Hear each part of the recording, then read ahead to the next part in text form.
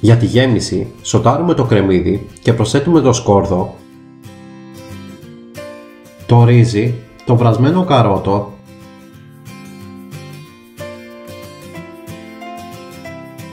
αλατοπίπερο, ρίγανη και κόκκινο πιπέρι, αποξηραμένα βερίκοκα και σταφίδες.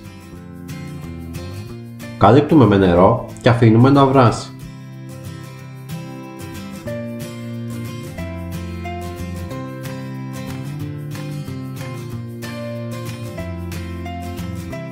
Ανακατεύουμε το βούτυρο με το ξύσμα, το χυμό πορτοκαλιού, το χυμό λεμονιού, ρίγανη και μαύρο πιπέρι και κόκκινο πιπέρι. Αλατοπιπερώνουμε το κοτόπουλο.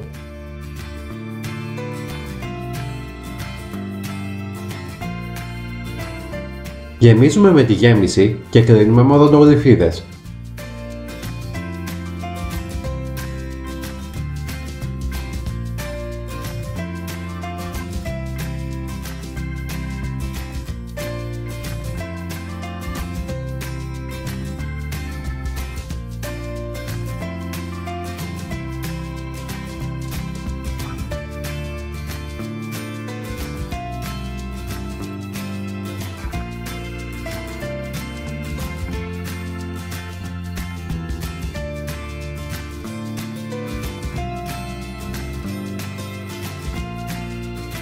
Αλείφουμε με το βούτυρο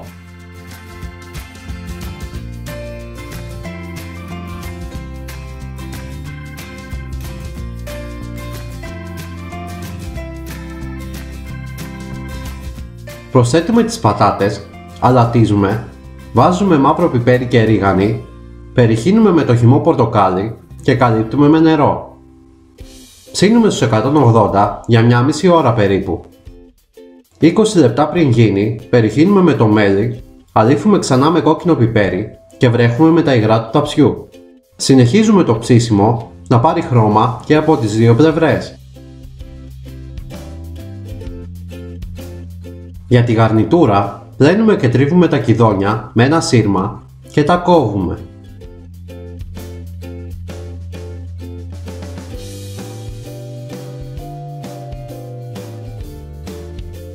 Τα σοτάρουμε σε φρέσκο βούτυρο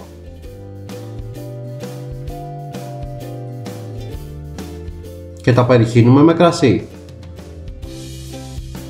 Τους προσθέτουμε την κανέλα και λίγο νερό.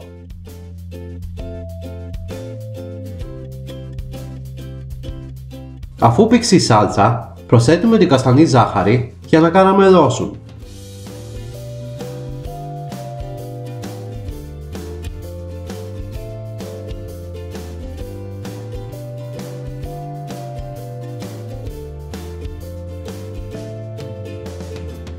Για τη σάλτσα gravy λιώνουμε το βούτυρο και προσθέτουμε το αλεύρι.